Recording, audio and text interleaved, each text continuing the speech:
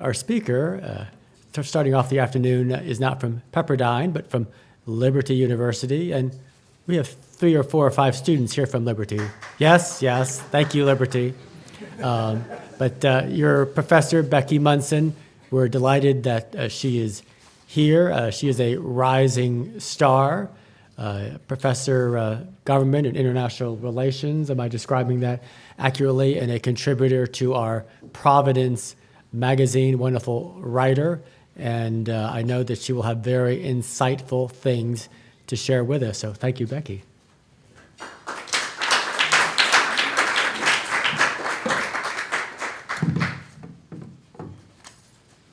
Well, it's a treat to talk with you all today. Yesterday, I couldn't help but notice just how many of the speakers touched on human rights in one way or another in their talks. So I want to focus on human rights with you today, especially how economic and military power have always mattered when it comes to advancing ideas about human dignity.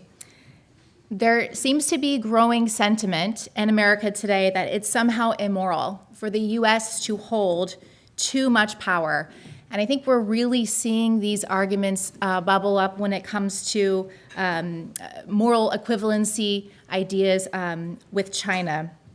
But when it comes to the merits and the morality of power, particularly on human rights, reality is far more complex. So I want to take the next few minutes together and I want to think about this complexity. And to do this, I want to try and cover a lot of ground with you in a relatively short period of time. So first, given that human rights are increasingly politicized in American politics today, I think it's probably likely that at least a few of you in the room may view the modern human rights project as a whole with some skepticism.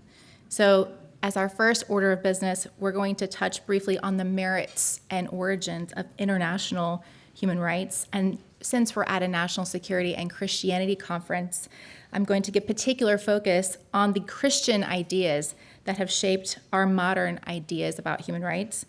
Then we're going to focus on the main theme that I really want you to consider today, how economic and military power have always mattered when it comes to protecting human dignity.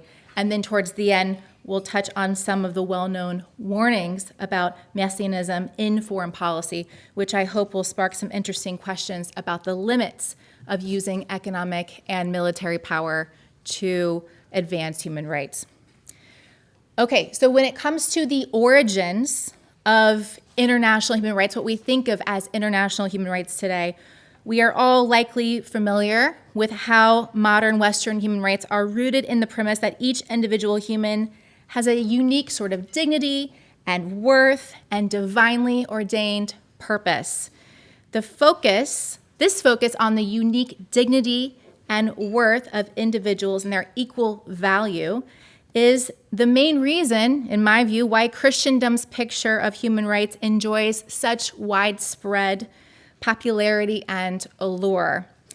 Christianity gave us a new standard of beauty for rights, one which prevailed over its Greco-Roman rivals that had assigned rights to people based upon their societal status and duties rather than their inherent worth as individuals created in the image of a divine being. This is why in classical conceptions of rights, you saw the routine exploitations. Oh.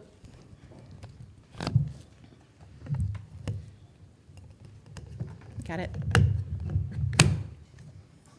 Thank you, Sarah. Can you hear me? Okay. In classical conceptions of rights, you saw the routine exploitations of slaves, you saw coerced prostitution, and it was acceptable so long as, for example, that prostitute was part of a low societal group.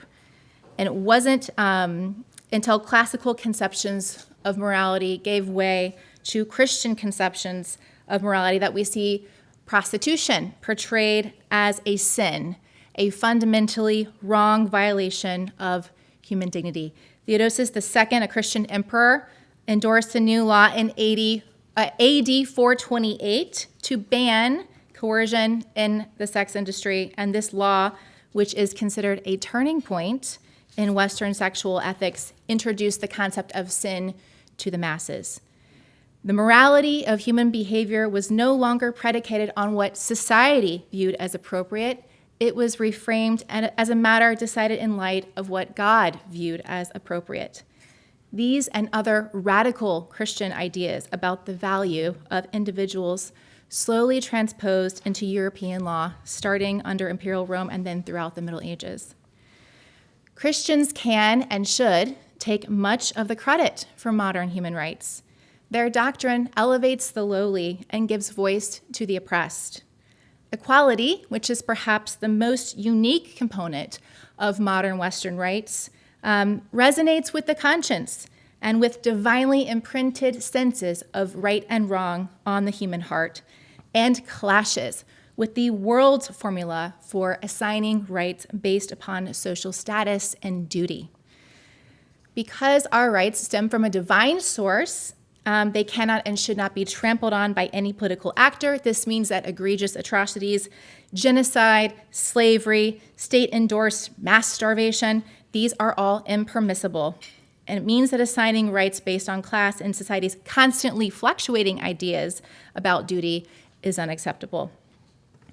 But despite these many merits to the modern human rights idea and project, there is an undeniable subjectivity now associated with human rights.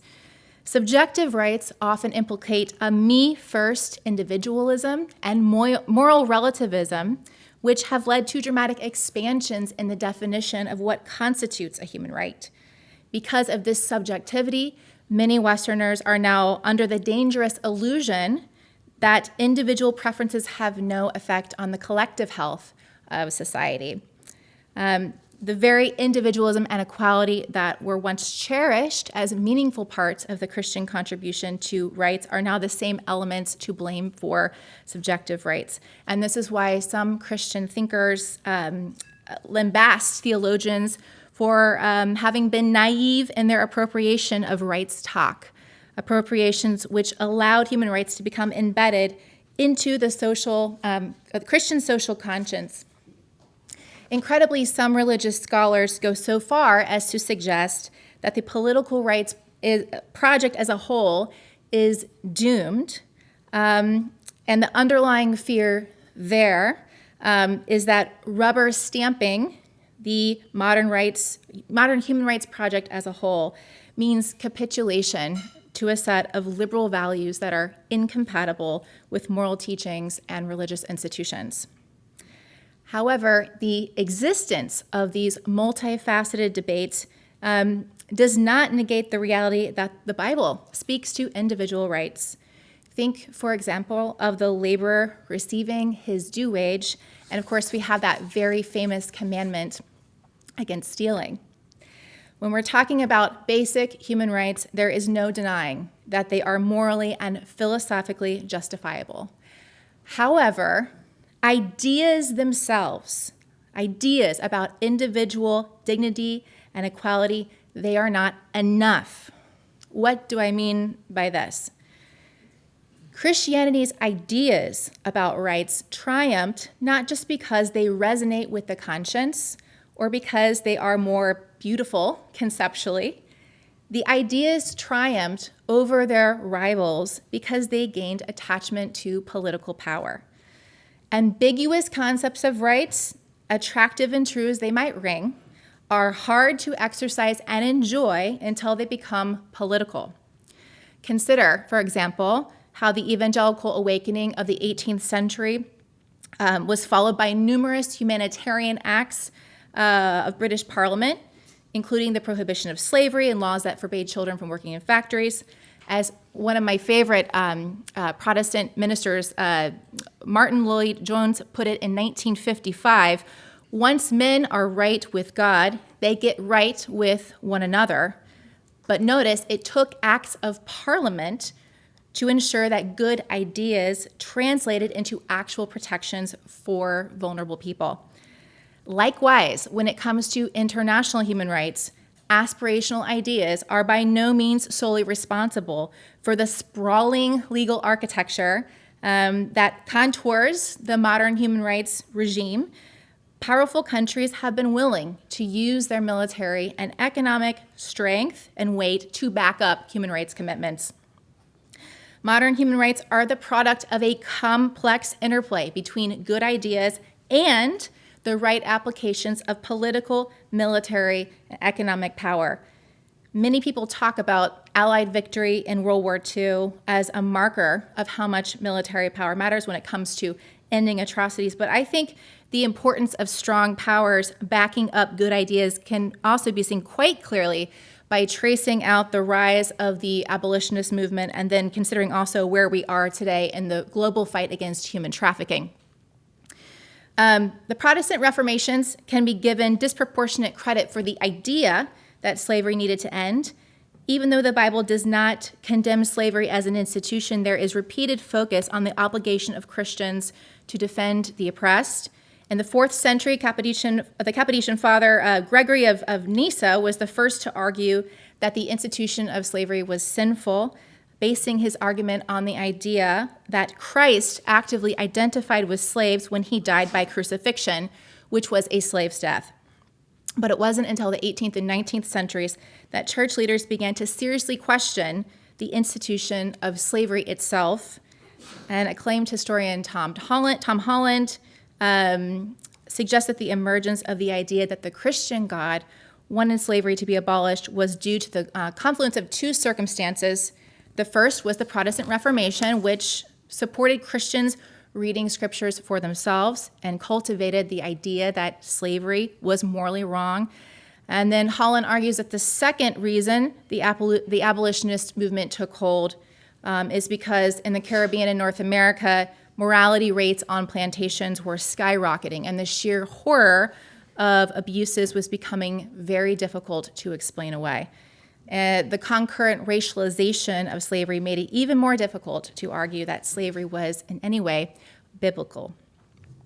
The Quakers, followed by evangelical Episcopalians and other Protestants, launched what we in the 21st century might think of as an advocacy campaign. The Quaker-inspired 1787 British Society for the Abolition of the Slave Trade began petitioning Parliament, and under the leadership of William Wilberforce, the abolitionists finally saw fruits of their labor in 1806 when the Foreign Slave Trade Act flew through the House of Commons. Interestingly, this bill was framed as a national security measure, which helped to inoculate it from pro-slavery arguments. And that same framing has been used in recent decades to pass anti-human trafficking legislation. I'm thinking particularly in Russia. Changes in Britain's material circumstances had paved the way also for abolitionist ideas to gain political traction. The French Revolution, which had ended recently in 1799, had reduced Britain's competition in the West Indies, and the French had also recently lost control over sugar plantations in Haiti. These developments eased concerns over how abolition could impact Britain's commercial interests. In 1807, a new bill finally banned British participation in the slave trade, and another came in 1833, which abolished slavery in Britain altogether. As Holland highlights in his historical work, by the end of the Napoleonic Wars, the French Foreign Secretary negotiating in Vienna had no choice but to demand that the slave trade be abolished. And at this juncture, Catholic countries were also compelled to become abolitionists. International laws started to emerge prohibiting the transatlantic slave trade, laws which gave the British Navy the latitude to unilaterally seize slave ships and other Atlantic powers. The ships of other Atlantic powers. The British and French even forced the Ottoman Empire to start regulating their slave trade. Like any human rights campaign, abolitionist advocacy turned potent when it landed on the agenda of a powerful country, one with the military and economic strength needed to compel other countries to accept new formulations of appropriate and just behavior. For centuries, Christians have shaped secular impulses towards justice, but missionaries did not end the transatlantic slave trade. It was the Royal Navy. Today, when it comes to ending the fight against human trafficking and modern slavery, it is not advocacy groups doing the most to end modern slavery. It is the U.S. Department of State, which harnesses America's economic strength to impose sanctions on countries that fail to meet their own commitments to combat human trafficking. The Western slave trade ran its course for 400 years and put over 12 million people into slavery. Yet today, we have over 27 million people caught in forced labor and sex trafficking, according to the ILO. So there are more slaves in the world today than at any other time in human history, and I see it as our moral responsibility to consider what kinds of approaches are producing the fastest resolution to this tragedy. In the 1990s, many countries did not have anti-human trafficking laws on their books. But today, nearly every country in the world has at least some type of anti-trafficking legislation in place. Often, the key for prompting countries to get this legislation in place and other improvements has been the coercive diplomacy strategy employed by the Department of State. Since 2001, when the State Department's Trafficking in Persons Office was created, the U.S. has been the de facto enforcer of widely agreed upon anti-trafficking standards, which are found in the United Nations Palermo Protocol. The U.S. grades every country each year on how well it's complying with those Palermo Protocol commitments. And if a country gets a blacklisted ranking in the State Department's report, it can receive sanctions.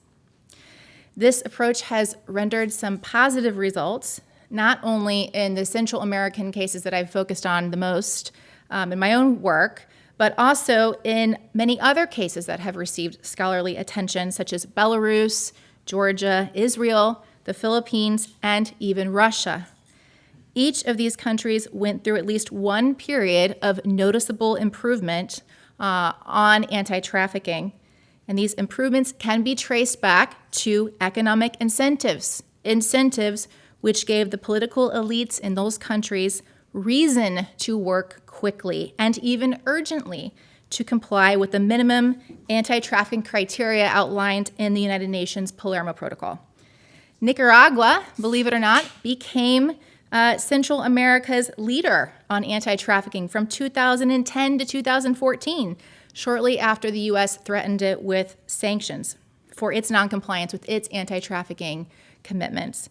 And we saw a high point in Mexican anti-trafficking compliance towards the late 2000s. Our neighbor to the south ended up permitting tremendous foreign influence in their anti-trafficking legislation and allowed U.S. law enforcement to come in and execute a wide range of initiatives.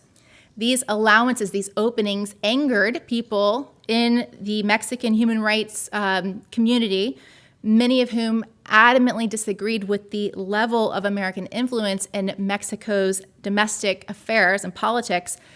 But the Mexican government allowed for these openings to maintain economic and security partnerships with the U.S. Time and time again, countries improve only when the U.S. gives them a reason to improve. This is not because all other governments are apathetic or because anti-trafficking groups are failing. Rather, it's because modern slavery boils down to a political will problem. Political elites usually need materialistic incentives of some kind to get them to act, and the U.S. is the main actor right now equipped with these tools. Broad coalitions of governments, international institutions, and civil society groups complement American enforcement attempts, and NGOs can be valuable partners, but make no mistake about it, power still matters tremendously. And we really see this dynamic if we take a quick look at China and how it's behaved over the past 2 decades on trafficking. what we see with China is that it's provided new sets of verbal commitments around the same time frame that the State Department has threatened it with sanctions. We saw this back in 2013 when it finally was blacklisted. China used this new set of verbal commitments as a national anti-trafficking plan that it produced to get itself off of the blacklist. And then it found itself there again in 2017, which was far too long. The U.S. had politicized that case a bit, and we can talk about that in the Q&A if that's of interest. But China's record also shows us the limits, as you might suspect, of using economic carrots and sticks in situations of greater power parity between the sender and the target.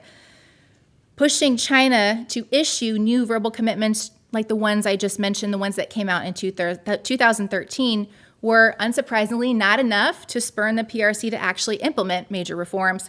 They were, of course, just the means used by the PRC to qualify for the waiver it needed from the U.S. president to get out of the sanctions danger zone. So it's at this point where China's record on anti-trafficking begins to break more cleanly from patterns that are evident in other cases. In other cases, economic incentives and penalties were considerably more useful in motivating target states to actually implement reforms. So there are certainly limits to what we can accomplish with economic incentives. And I mentioned, also that there is politicization that occurs sometimes in the U.S. approach on all this. But still, a wide range of national anti-trafficking records show that, at least on this issue, value-promoting states have played a critical role in accelerating government responses to trafficking. It's not transnational advocacy networks that are the primary actor driving the most rapid national level responses. This is significant to consider because human rights scholarship is beginning to divide more sharply over questions of agency, that is, which actors are best at advancing human rights norms internationally. And there are two broad accounts.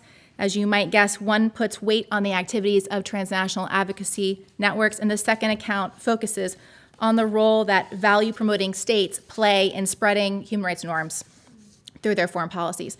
Fuzziness between these two broad accounts, transnational advocacy groups on the one hand and then strong states on the other, is not so much over whether human rights norms matter.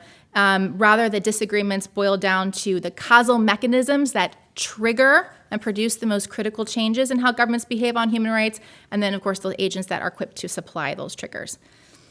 What I tend to argue is that, through their foreign policies, states can and should be value promoters and human rights norm enforcers because they are the actors equipped with the incentives, the materialistic incentives and penalties that other governments may quickly respond to.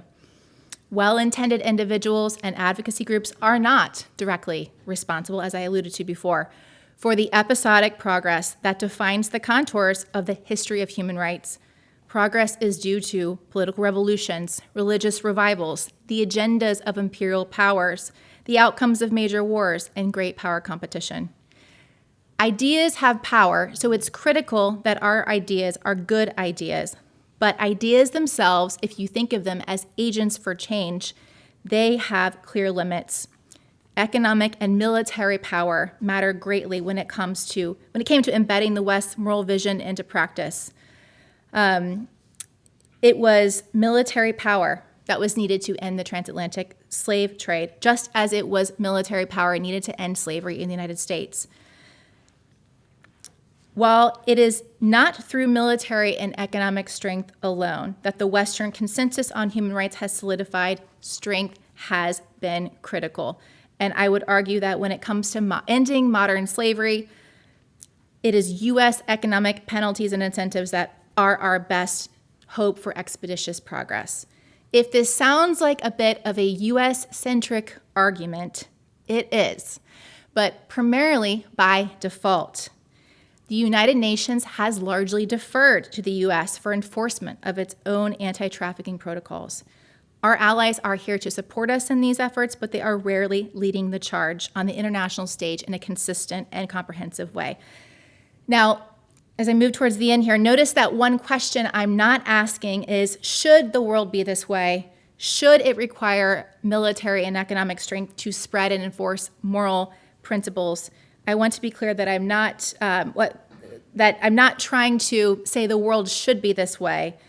And this doesn't mean that human nature doesn't have some important complexities. It doesn't mean that there aren't thousands of altruistically motivated, hardworking individuals around the world toiling in their own countries to address the egregious human rights atrocities of our time. Every country has a set of domestic actors that is constantly pushing its own government to do the right thing. And the last thing I want to do is minimize their work. But what I am most interested in identifying is the most expeditious path to ending current human rights atrocities. Figuring out the fastest way to end human trafficking, which is what I focus on the most. This is why I focus so much on these economic incentives and penalties, because it is the best hope, in my view, for the 27 plus million victims in trafficking today. Human rights scholars and activists are sometimes hesitant to fully acknowledge the success of the State Department's approach to fighting trafficking. Part of the underlying worry is that recognition of what the U.S. has accomplished on this issue might lend itself to a temptation to bring justice to the world by conquering it. It might also fuel dangerous strands of nationalism. Certainly, the U.S. has exercised power inappropriately and imprudently at times, but America's past foreign policy blunders should not cause us to cower in the corner. We have a responsibility to seek justice and correct oppression through our foreign policy where it is prudent and feasible to do so. Where might the limits be of that endeavor? Where might advancing human rights turn into messianism?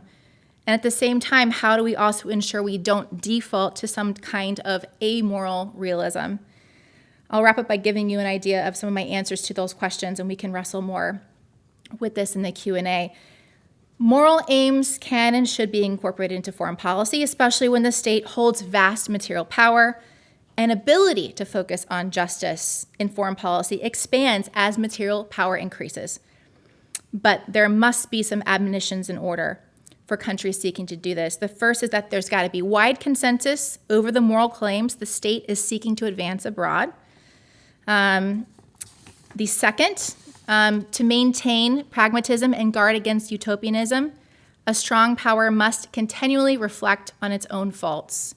Such reflection helps us to check dreams of managing the fate of history, articulated by the 20th century theologian Niebuhr, which I understand you've heard about before earlier at this conference. So has the U.S. been hypocritical in positioning herself as the enforcer of the international anti-trafficking regime? Absolutely. The U.S. waited several years before grading herself in the State Department's trafficking report. U.S. presidents have sometimes politicized the trafficking report grades. We saw this really come to a head in 2015. And sometimes they've been too soft on allies. Honesty about mistakes breeds credibility and checks utopian tendencies. The third key to maintaining pragmatism when you're thinking about using foreign policy to advance moral aims is steady focus on the national interest. Individual causes, even those as horrifying as human trafficking, cannot be pursued if they jeopardize first-order priorities. I can talk about this more a little bit later as well. But the final requirement for strong powers seeking to use their foreign policy to pursue justice is expectations of limited success. Lofty goals can have a useful rallying effect, but the drawback is they distract from the limits of what any great power can reasonably expect to accomplish on complex human rights issues. Since the early 2000s, many countries have made dramatic improvements in compliance with their own anti-trafficking commitments, but efforts tend to wane once U.S. attention and pressure decreases on a targeted government, or financial incentives for compliance are no longer as tangible to political elites. The upkeep costs rack up, the bill becomes untenable. So no country can or should set out to create a perfectly moral or just world To attempt otherwise is to fall prey to what Niebuhr would call dreams of a pure virtue. But to abandon questions of when and where to use power to resolve these types of issues because they are so sticky and challenging, that, I would like to suggest, is truly inhumane. Rather, the real test is to make ourselves sit with and wrestle with the anxiety-inducing questions of what to do about the totalitarian regime in North Korea, the genocide against the Uyghur Muslims, and the blatant oppression of women in theocratic regimes like Iran. If we are always feeling torn, conflicted, and perhaps even a little bit helpless as we try and navigate these questions about when and where to use power to promote human rights, well then, I think we might be onto something. So, take some questions.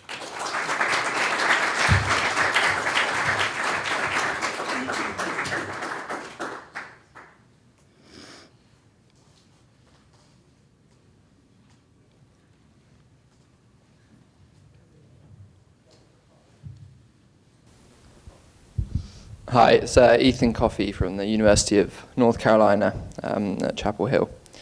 I'm interested in positions where, as Christians, we might be in a minority in these situations, and how we should engage with a more secular majority.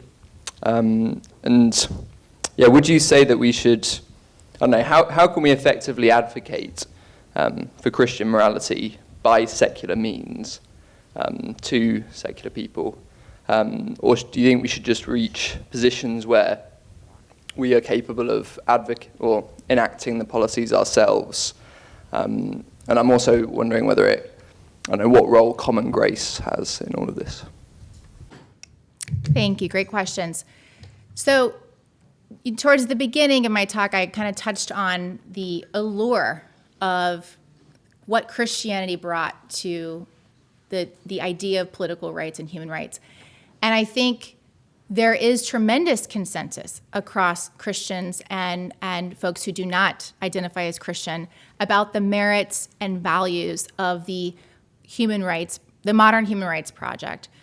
I think staying focused on on ending major atrocities and ending major violations of human rights, that is how we create camaraderie and consensus across people who are religious and non-religious, because that resonates with us all. Because we all are, in my view, created in the image of God. So there are certain things that resonate with our hearts because we are created in the image of God. So playing to that, I think, is key to maintaining focus on what the modern human rights project brings to the table. I think also reflecting on what alternatives might be if we start to abandon the Western consensus on what human rights are. I think reflecting on that and talking with people about that is also important, especially as you see actors like China making bids to impose their own collectivist views of human rights into high politics, into the highest political forums. They do not care about individual value and worth, right? So helping people see that if an alternative paradigm for human rights comes into power, it's not going to be business as usual for us, the way that we've grown accustomed to, for Christians and non-Christians alike in the Western world. So I think shedding light on that is also very important. But ultimately, there is a reason why what Christianity brought to the idea of rights won out over the rivals that I briefly touched on today. It's because it does resonate with how God created us as individuals in his image. So whatever you can do in your discourse with others to get them to reflect on that, I think is very useful.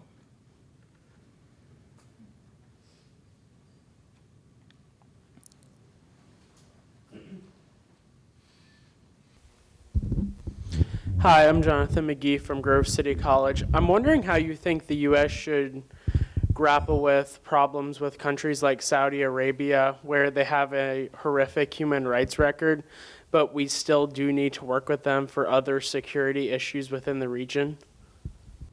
Yeah, that's a really important question right now, especially. I think Rebecca's remarks earlier today, she spoke about Saudi Arabia a little bit and how, and I touched on, first order priorities. Right now, there are certain first order priorities that have to be prioritized over, I hate to say it, this is a second order priority for foreign policy. It doesn't have to be a second order priority for individuals. But for foreign policy, it's a second order priority, especially with what we have going on in the world right now. So there's no way to do it all and do it all perfectly. Trade-offs have to be made. And Christians sometimes are hesitant to get their hands dirty, this kind of stuff. And I would say, plunge right in. Welcome to the party. Making these difficult decisions is what it means to be a leader.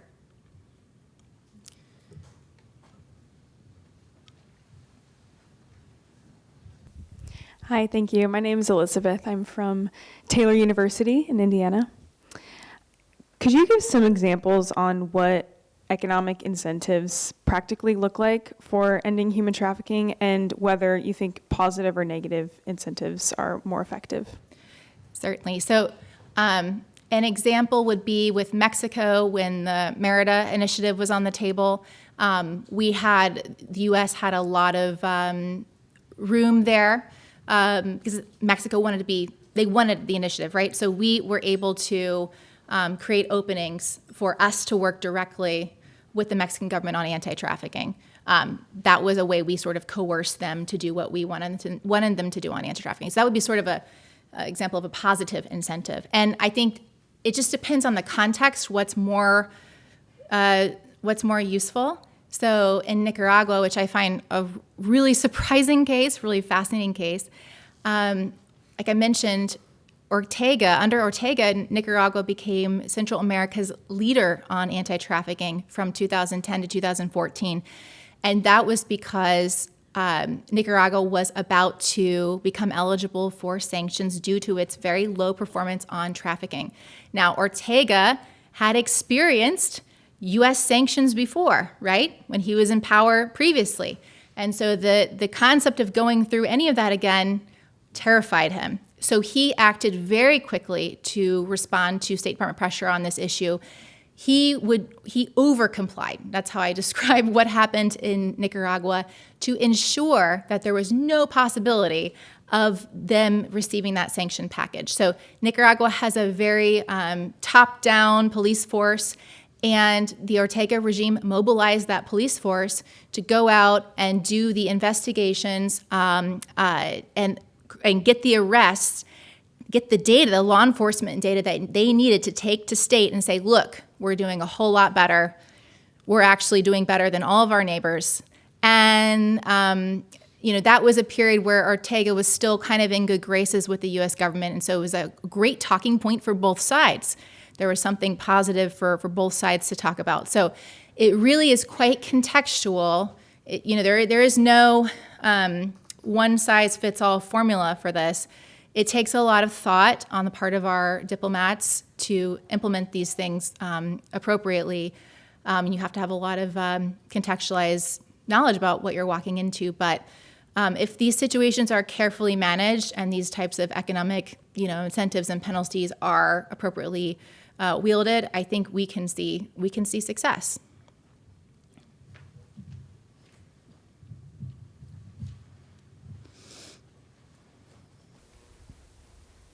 Hi, my name is Lindsay Heiser. I'm from Messiah University. I just want to say, your speech, I really enjoyed it. One of the things that it reminded me of was this movie that came out this past summer, The Sound of Freedom. And just my quick curiosity was Tim Ballard, the FBI agent that the story was surrounded by. Do you think in the future you can see more people like Tim take off, go to Mexico, and make these decisions to stop human sex trafficking across the just different countries and different governments? In short, no, not really, because they don't have the jurisdiction, right? You have to work with the local police forces to arrest somebody in another country, right? So, great, movies are here for inspiration. I know that movie got a lot of criticism. What I'll say about that is, well, I don't see Hollywood pushing out movies that try and share similar messages right now. Any movie is going to be oversimplified, dramatic. They're worried about selling tickets. So I hope that helps answer your question.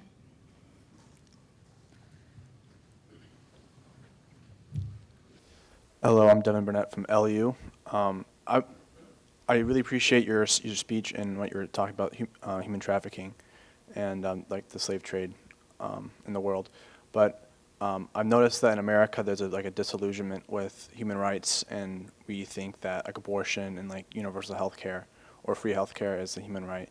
And like, how would you explain to the first world countries like those rights kind of pale into comparison to the more detrimental rights of like your freedom as a person in other countries? Yeah, this is kind of what I was hinting at. Maybe I wasn't forceful enough in my comments on subjective rights. We are a little bit in danger of losing the whole human rights project, right? Because there's just consensus is waning because of these questions about what constitutes a human right. So I tend to really hold to a traditional definition of what human rights consist of and focus on what's major atrocities. I think part of the challenge in the Western world is we are not considering enough what's happening outside of our own countries, and the hardships that we think we're experiencing here in the U.S. are typically, not always, but typically absolutely nothing like the hardships that people are experiencing in other continents. I think reflection on others and moving our energy and thought away from ourselves is key to helping to solve some of these challenges as well about what constitutes a human right.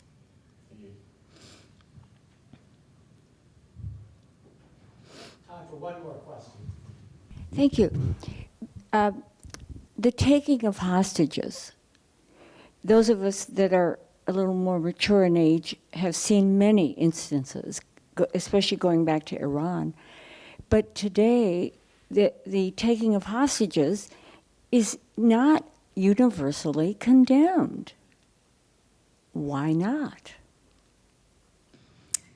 Well, I think it goes back to those first order priorities I was mentioning earlier. I actually don't think it's wrong to take hostages in certain situations. So I don't know if that's a bit of a note to end things on, but. Maybe